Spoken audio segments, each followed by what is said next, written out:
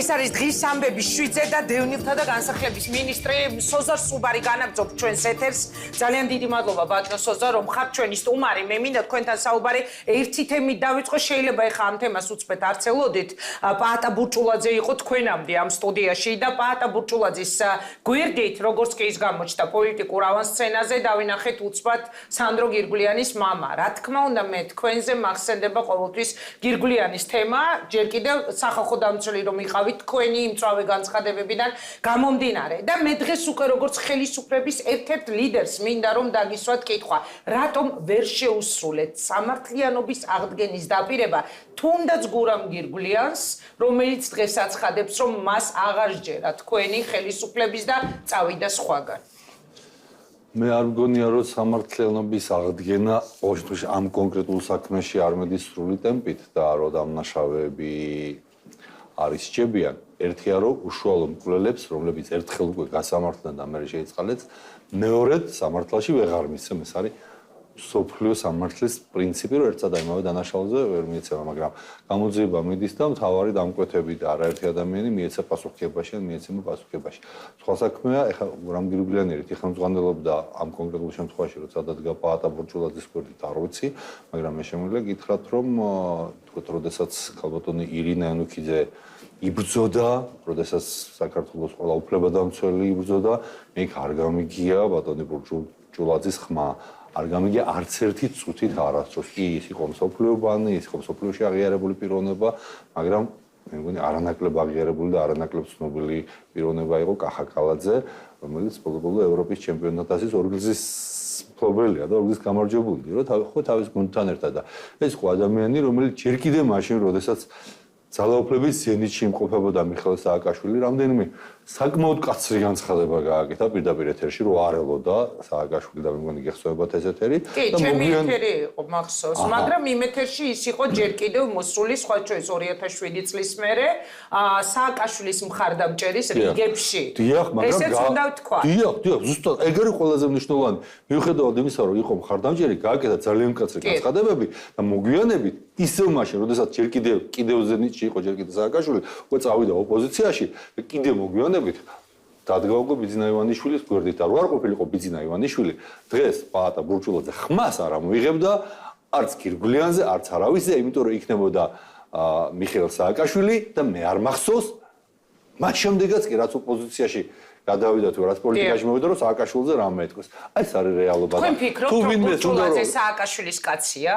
არაფერს არ ვფიქრობ, მე ლაპარაკობ ფაქტებზე, დღესაც ის არ ლაპარაკობს სააკაშვილზე და ნაციონალურ მოძრაობაზე და არ გამიგია მისი ხმა ერთადერთი, როცა პოლიტიკასთან გაიელვა მისმა სახელმა იყო 2012 წელი, როცა ძალიან ბევრი ჭორი დადიოდა, რომ ის იქნებოდა პირველი ნომერი ნაციონალური მოძრაობის. ნუ მე ეთქობა რაღაცა მოხდა, არ აღმოჩნდა ამ ნომერად, მაგრამ ისევ გავიმეორებ.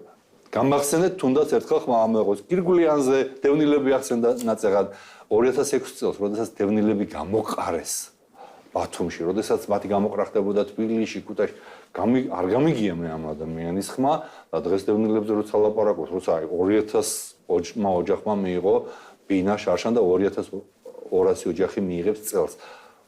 აი ძალიან მაგარ გარემონტებულ ახლა დაშენებულ ნახე მომეწონა ძალიან კადრების სურათები რაც დავათვალიერე გეთანხმებით ძალიან მნიშვნელოვანია ეს ყველაფერი მაგრამ ის დევნილებიც და მაშინ არ იღებდა ხმას ის დევნილებიც ის გაჭირვებული ადამიანებიც რომელზეც წეღან პაატა ბურჭულაძე საუბრობდა ამბობს რომ დღეს რომ არიან ასეთ უკიდურეს გაჭირვებაში აქამდე არ ყოფილან და აი ამან მაიძულა აი ეგ არის ძალიან მაგარი ესე იგი მიშას დროს როდესაც მათ ყრიდიან ქუჩაში ესე იგი ყოფილან უფრო გაჭირვებული ვიდრე დღეს, როდესაც ვაძლევთ სახლებს, ვაძლევთ დირსიში, რომელიც არის ძალიან მაგარი, ერთ-ერთი ახალი უბანი ხო, ვაძლევთ თბილისის ზღვაზე, ვაძლევთ სხვადასხვა თბილისის სხვადასხვა ადგილებში. სააკაშვილმა მაგრძალა თბილისში დევნილისთვის ბინის მიცემა. ბრძანებულებით აკრძალა. ჩვენ გავაუქმეთ და ვაძლევთ და ესე იგი მაშინ უფრო გაჭირვებულები იყვნენ თბილისიდან რომ ძალად ასახლებდნენ ფოცხვეწერში და დღეს არიან თურმე ისა, მაშინ ესე იგი ლაღობდნენ და კარგად იყვნენ და დღეს არიან გაჭირვებული. აი აქაც ჩანს მისი პოლიტიკური სიმპათია, ანტიპათიები.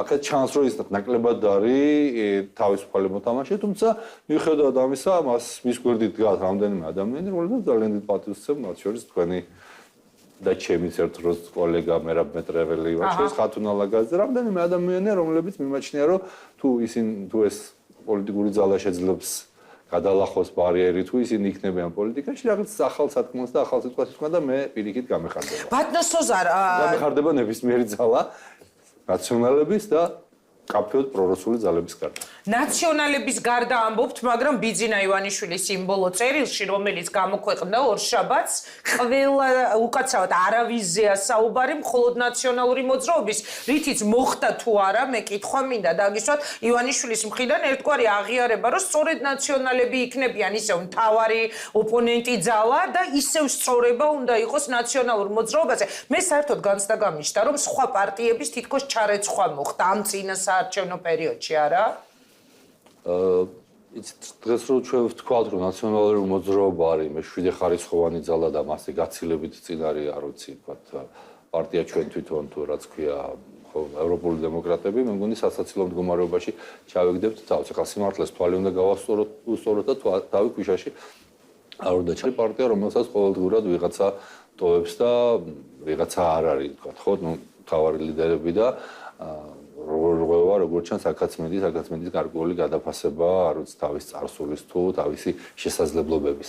ასე რომ შეიძლება ცოტა ხანში სხვა სურათი ვიხილოთ, მაგრამ დღეს ეს არის ძალა, რომელიც პარლამენტშიცძლიერად არის წარმოდგენილი, გარკვეული მხარდაჭერა დააფიქსირეს წინა ორ არჩევნებზეც, თვითმმართველობის და საპრეზიდენტოზეც და შესაბამისად ბუნებრივია, რომ ლაპარაკობთ იმ ძალაზე და მით უმეტეს როცა ვაკეთებთ წარსული შეფასებას, რაზე მოვედით და რატომ მოვიდა, თუნდაც ბიძინა ივანიშვილი პოლიტიკაში, რამ აიძულა ადამიანი, რომელსაც ესეთ პოლიტიკას არ აპირებდა რომ გაკარებოდა, ხო? ეს იყო დამღუპველი პოლიტიკა, რომელსაც ატარებდა ნაციონალური მოძრაობა და სწორედ ეს დამღუპველი პოლიტიკა საბოლოოდ უნდა შეჩერდეს 2016 წლის ოქტომბერში. უკაცრავად არა იყო ქართული ოცნების ხელისუფლებამ ძალიან კარგი გაკვეთილები ნაციონალური მოძრაობისგან, მაგალითად შეგახსენებთ კურცხელის ამბავს. ერთმანეთის თავპირის მტრევა, გინება და სპეციალურად და საგანგებოდ ჩაყვანილი სპორტსმენები. მე არ მგონია რომ თქვენ ეს მოგწონებოდათ. კარგი მაგალითი არა იყო წინამორბედის. კარგი მაგალითი არა იყო. ხო. ის რაც მოხდა კურცხელში იყო ძალიან ცუდი, იყო დანაშაული და ამაზე მინდის გამოძიება, თუმცა მე ვიტყოდი რომ ეს არის არა კარგი მაგალითი აღებული, არამედ კარგი მაგალითი იმისთვის, რომ გავითვალისწინოთ ეს ძალიან დიდი შეცდომაა, ეს სერიოზული დანაშაული და 2016 წლის ოქტომბრის არჩევნები ჩატარდეს ისე როგორც არ ჩატარებულა დღემდე არც ერთი არჩევნები. სხვათა შორის ამის ძალიან კარგი მაგალითი იყო საპრეზიდენტო არჩევნები, ძალიან კარგი მაგალითი იყო თვითმმართველობის არჩევნები და იგივე იქნება 12 წლის არჩევნები. ხო, მაგრამ მაშინ სხვა რეალობა იყო, ბატონო სოზარ, დღეს ყველანაირი კვლევები ძალიან დიდი პრობლემა არის ხალხისთვის, უფულობა, პირდაპირ და მოკლედ რომ დავარქვათ. არ აქვს სამსახური, არ აქვს ფული, იუნისეფმა დღეს განცხადება გაავრცელა ბავშვთა დაცვის დღეს, რომ ყოველი მეოთხე ბავშვი სიღარიბის ზღვარსქვევით ცხოვრობს საქართველოში. ამ დროს აი იგივე რას გადავეკიდე ამ ბურჭულაძეს, მაგრამ თქვენს წინ იყო სტუმარი და ბუნებრივი გაგრძელება. პაატა ბურჭულაძე მაგალითად წეგან ამბობდა, რომ მე ვერ წარმომიდგენია ოცნება და იგივე ბიძინა ივანიშვილი ხალხთან როგორ უნდა მივიდეს, რა აქვთ მათ სათქმელიო. როგორ ფიქრობთ, გამართლა თქვენმა გუნდმა ის იმედები, რის გამოც ხმა მოგცა ძალიან ბევრმა ადამიანმა? ყოველი მეოთხე ბავშვის შიმშილზე აქვს საუბარი. ყოველი მეოთხე ბავშვი ცხოვრობს სიღარიბის ზღვარს ქვემოთ, ეს არის ამდენი ოჯახი, ესე იგი, მაგრამ ეს არის დაახლოებით კი არის, ეს არის იგივე რაც ხდებოდა წლების განმავლობაში, ამ ხრივ გაუარესება არ არის, შეგვიძლია პირიქით ვთქვათ, რომ გაუმჯობესება, იგივე დღეს იუნისეფის ხელმძღვანელი ბატონი საშა გროსმანი ლაპარაკობდა, რომ თუ კი ვთქვათ, საშარშან იყო 50,000 ბავშვი უკიდურეს სიღატაკეში და ეს ციფრი უფრო მაღალი იყო წინა წლებში, წელს მიმდინარე წელს გატარებული რეფორმების შედეგად წლის ბოლოს ეს ციფრი ჩამოვა 25,000-ზე. ანუ გაუმჯობესება არის. ძალიან კარგი იქნებოდა გქონდეს ჯადოსნური ჯოხი და ერთბაშად შეგვეძლოს ყველა პრობლემის გადაწყვეტა, მაგრამ ეკონომიკური პრობლემები ასე არ წყდება.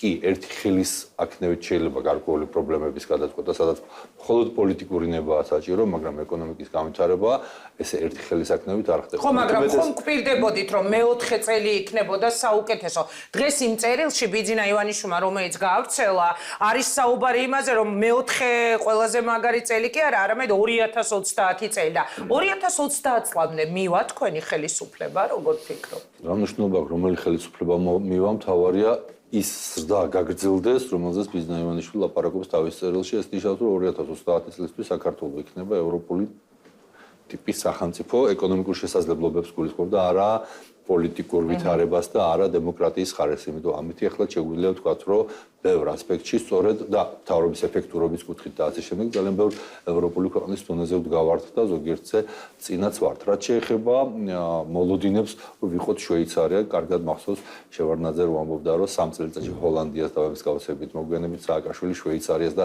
სინგაპურს და ამბობდა, რომ ვთქვათ 2008 წლის არჩევნების წინ რომ რამდენიმე თვეში ცხინვალი და სოხუმი ჩვენი იქნება და დავიბრუნებთ. ესეთი არარეალური დაპირებები, რა თქმა უნდა, არ უნდა დავიჯეროთ. ეხლა რაც შეეხება არარეალური დაპირებები თქვენს გონს რომ მქონდა ისეთი უნდა. აბა ერთი დაასახელეთ. სოლარიუმი ყველა ოჯახს იყო ესეთი დაპირება. რა სოლარიუმი? კი, იყო ესეთი დაპირება. ვინ თქვა ეს რომელ პროგრამაში ეწერა? არა, ეს იყო გამოსვლებში ამომრჩევლებთან შეხვედრის დროს. არა, როგორ არის თქვილი? არის ეს კარტები არსებობს. მართლა მაგალითად პროგრამიდან გადახვევა რაც იყო ეხლა არ მიყვარს ხოლმე ეს გუნდის შიგნით რაც ხდებოდა იმის გამოტანა, მაგრამ როგორი შოკი მივიღეთ უცებ, როცა ჩვენმა ერთ-ერთმა ლიდერმა, რომელიც დღეს უკვე ოპოზიციაში და აღარ არის კოალიციაში, არ დავასახელებ მაინც გვარს, სამეგრელოში ერთ-ერთ შეხვედრაზე თქვა, რომ 220 ლარი იქნება პენსია. მსგავსი არაფერი ჩვენს პროგრამაში არ ეწერა და ნუ არ ვიცოდით როგორ გვემართლებინათ და რომელ ლიდერზე გაქვს საუბარი. მაგრამ არ იყო ესეთი შეუთანხმებელი გამოსვლები შეიძლება იყო და ეს ხდება ხოლმე, როდესაც 6 და 8 პარტიანი კოალიცია არის და შეიძლება ზოგიერთი შეგნებულადაც აკეთებდა რაღაცას, არ ვიცი რატო ხდებოდა ასეთი რამეები, მაგრამ სხვა მხრივ მსგავსი არ ყოფილა. ეხლა მეორე არარეალური დაპირებები იყო, შეიძლება ითქვას გუნდთან შეუთანხმებელი? ძირითადად ეგრე იყო, რა თქმა უნდა. უფასო ფული, რაღაც უფასო ფული, როცა ლაპარაკი არის, უფასო ფული არ ყოფილა შეუთანხმებელი, უფასო ფული ლაპარაკია იმაზე, რომ თუ დღესაც თქვენ დაწერთ კარგ ბიზნეს პროექტს, სახელმწიფო ბანკები გაძლევენ ფულს თქვენი ბიზნესის დასაწყებად, რომლის პროცენტს იხდის სახელმწიფო. აი ამას ქვია უფასო ფული და ამ მხრივ ძალიან ბევრი პროგრამა გაკეთდა, უბრალოდ მე რომ ამაზე დავიწყო ლაპარაკი, ცოტა უხერხული იქნება, იმიტომ რომ არა, მოგიწევთ უკვე წინა საარჩევნო კარგად შეუძლიათ ამაზე ელაპარაკოთ ჩემმა კოლეგებმა, ეკონომიკის მინისტრმა, ფინანსთა ministrმა, მათმა მოადგილებმა, ეკონომიკური გუნდის წევრებმა, რომ მე შეიძლება რაღაცა დავაკლო. კარგი, ბატონო სოზარ, რას იტყვით მედიის თემაზე? მე რატომ გეკითხებით ზუსტად 1 საათის წინ რუსთავიორის გენერალურმა დირექტორმა ნიკა გვარამიამ გააკეთა განცხადება, რომ ერთ-ერთი მოსამართლე, რომელიც კოლეგიაშია სააპელაციო სასამართლოში, არის თაღლითობაში ეჭმიტანელი და რაღაც გამოძიებაც მიდიოდა თურმე ამის შესახებ. რატომ ყვები ახლა ამას? ანუ საუბარი იმაზე, რომ მაგალითად დღესაც მედიის ხელში წაღება, იგივე რუსთავიორის ხელში ჩაგდება უნდა ხელისუფლებას არჩევნების წინ. პაატა ბურჭულაძეც საუბრობდა იმაზე, რომ ეს არის სწორედ პოლიტიკური დავალება ბიძინა ივანიშვილისო. რა სიტყვით ამ თემაზე? და რა ელის რუსთავიორს თქვენ არ ხართ რიგითი წევრი, თქვენ ფლობთ სრულად ინფორმაციას თქვენი გუნდის გეგმებზე, ამიტომ მაინტერესებს თქვენი პასუხი. მე სრულად თუ არა, ყოველ შემთხვევაში საკმაოდ ღრმად ვფლობ ინფორმაციას ჩვენი გუნდის გეგმებზე, მაგრამ არანაირი ინფორმაცია არ მაქვს იმაზე, რა არის რუსთავიორს და არც არავის არ აქვს ჩვენს გუნდში ეს ინფორმაცია. ეს არის სასამართლოში საქმე, სასამართლოს გადასაწყვეტი. თქვენ რო ყოფილიყავით ერთი წუთით პრემიერ-მინისტრი, თქვენ რა სიზამთ, აი ძალიან მაინტერესებს. დაიბარებდით ქიბარხალვას და ეთყოდით, დაგიჭერ თუ სასამართლოში წახვალ ვიზამდით, ხო?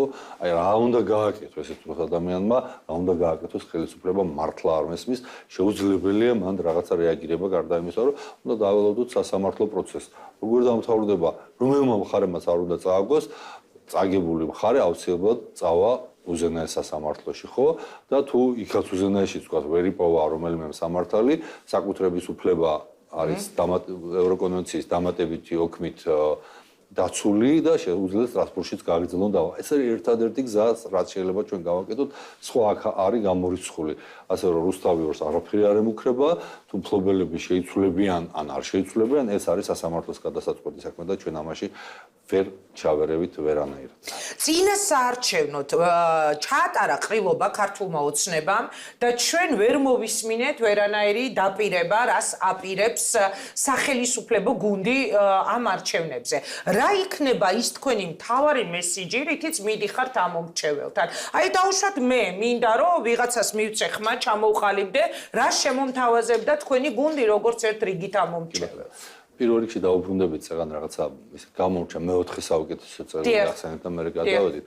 ეს მეოთხე საუკეთესო წელი, როცა ვლაპარაკობთ, ჩვენ არ ვცხოვრობთ სადღაც აი მაშინ ხო ვაკუუმში, სპარნიკში, სათფურში, სადაც რაღაცა განსაკუთრებული პირობები იქნება. ჩვენ ვართ ღია ეკონომიკა, ჩვენ ყავს მეზობლები, ამ მეზობლებს გვერდს რუსეთი, მეორეს აზერბაიჯანი, სომხეთი, თურქეთი, უფრო შორს არის თქვა, მაგრამ არც თუ ძალიან შორს ერაყი და სირია, სადაც საომარი მოქმედებებია, უკრაინა, რომელიც იყო ჩვენი ყველაზე დიდი სავაჭრო პარტნიორი და უცებ ამ ქვეყნებში არის ომი, ამ ქვეყნებში არის დიდი ეკონომიკური დაცემა და ამ ფონზე საქართველოს ინარჩუნებს სტაბილურ წლიურ 3%-იან ზრდას, მაშინ როცა იმ ქვეყნებში, რომლებიც დავასახლე არის, ან თითქმის ნულთან მიახლოებული, ზოგიერთ ქვეყანაში ძალიან დიდი ეკონომიკური უკუსვლა, რეცესია არის დაწყებული.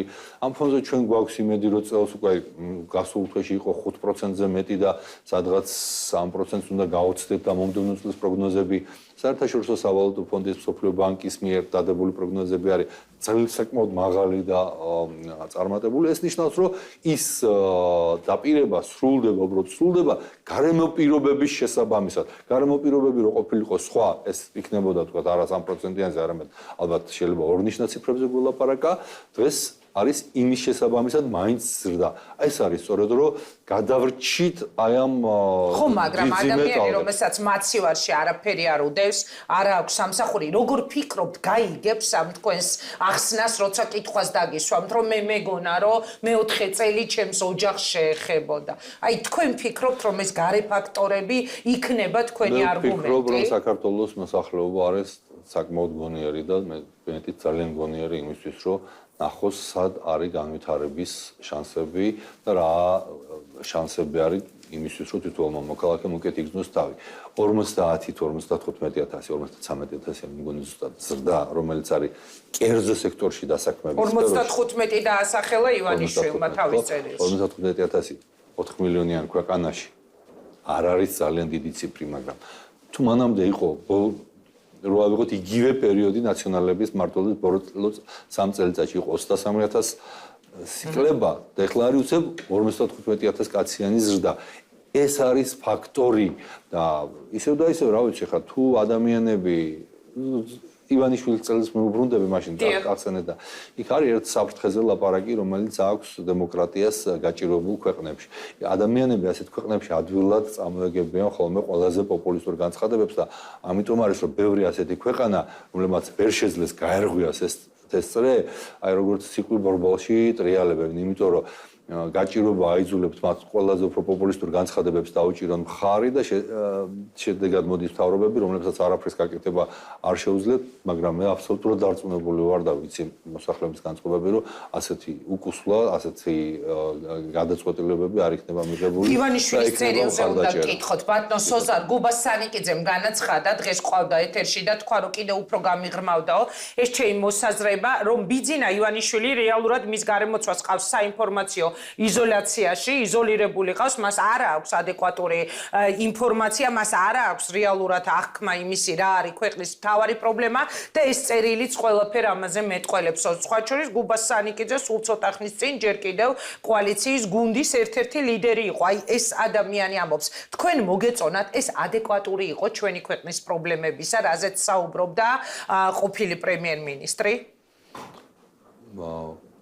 ვერ დაასახლებთ ვერც ერთ ციფრს და ვერც ერთ პრობლემას, რომელიც არ იყოს არსებითი. მე ციფრებზე რასაკვირველია, ვერაფერს ვიტყვი, იმიტომ რომ არ ვიცი. პრობლემა არის არსებითი, როგორც წარსულის შეფასება, ისე მომავლის ხედვაც. რაც შეეხება გუბას-სანიკიძეს, რაც ვიზამთ ახლა 4 წელი იყო ჩვენთან ერთად. ინფორმაციას რაც შეეხება, ინფორმაცია ბიძინა ივანიშვილს აქვს აბსოლუტურად სრული და ეს უნდა სამწერილშიც გამოჩნდა, თუმცა შეიძლება მეტი ინფორმაცია რო ქონოდა თავის დროზე, შეიძლება და გუბას-სანიკიძე არ ყოფილიყო ამ გუნდში და ამით ერთი ხმაც არ დააკლდებოდა კოალიციას. საინტერესო. მიუხედავად იმისა, რომ დიდი ხნის მეგობრები ვართ, ჯერ კიდე უნივერსიტეტიდან და ანუ არის გუბაზე იმის ღირსი, რომ ქართული ოცნების გუნდში რო ყოფილიყო, ამას ამბობ? არ უნდა, როცა 4 წელი ერთად მოვდივართ, დღეს შეიძლება შენს პროგრამაზე ილაპარაკო, მაგრამ ეხა ის არ უნდა თქვა, რომ რაღაცა ადამიანი, რომელმაც შეძლო და გაიმარჯვა, რაც ვერ შევძელით ვერან ვერ შეძლო ვერც გუბაძმა, ვერც სოზარმა, ვერც ვერავი, ბურჩულაძეზე არ ვლაპარაკობ, იმიტომ რომ ხმა არ ამოუღია და არც ამოიღებდა. რომ არ წასულიყო ეს ხელისუფლება და მეცაც გეტყვით 2011 წლის 26 მაისის შემდეგ ქვეყანაში პოლიტიკა გაქრა. პოლიტიკურ პარტიებს ჰქონდათ ნულოვანი რეიტინგი, პოლიტიკა აღარ არსება, თვითონ ცნება პოლიტიკა გახდა სასაცილო, იმიტომ რომ აღარაფერი აღარ იყო. ველი მოსულთავდა და უცებ ლაპარაკი იყო ცუდი, აი მიშა შეცვალა გავიგეთ. მოვიდა ადამიანი 4 წლის მერე ისევ ნაციონალებს რატო არის სწორება. იგივე წერილში, არა, სხვა რამეს გეუბნები. ყველა ნაციონალებს დღეს გაჩნდა პოლიტიკა, სადაც ძალიან ბევრ პარტიას აქვს შანსი გადალახოს ბარიერი. აი ეს არის. არა, იგივე წერილში იყო საუბარი იმაზე, რომ არსებობს საფრთხე და აი საფრთხე როგორ ჩამოვაშვა, გავიგეთ, ცუდები რო იყვნენ, წავიდნენ, დამთავრდა. ანუ დღეს ისევ სწორება ხო არ იქნება წინასაარჩევნოდ, მე ისევ წერილის პათოსიდან გამომდინარე გეკითხებით, რომ ისევ წინასაარჩევნოდ ხალხს უთხრათ, რომ არა მიშა, ამაზე უნდა იყოს სწორება. შეიძლება წეგანდელ კითხვას დაუბრუნდები და ერთ სადაიმავე კონტექსტში გავცემ ამ კითხვას და იმას პასუხს. კი ბატონო, და უნდა დავასრულოთ. ჩვენი სამომავლო, რაც ვეუბნებით ხალხს, სამომავლო ეს არის სწორედ უცვლელი კურსი ევროინტეგრაციის, სამომავლო ეს არის უცვლელი ზრდა და დაჩქარებული ტემპი ეკონომიკური წარმატების, გამტკიცება დემოკრატიული ინსტიტუტების და სახელმწიფოებრების გამტკიცება და ამავდროულად საფუძვლის მომზადება იმისთვის, რომ აუცილებლად აღდგება საქართველოს დამოუკიდებლობა და ეს დამოუკიდებლობა უნდა აღდგეს ისეთი სახელმწიფოს შენებლობით, სადაც ცხოვრება მოუნდება ჩვენს თანამოძმეებს ოკუპირებულ ტერიტორიებზე. წარმატება მინდა გისურვო, ძალიან დიდი მადლობა რომ იყავით ჩვენთან ერთად. სოზარ სუბარი, დევნილთა და განსახლების მინისტრი საუბრობდა პირდაპირ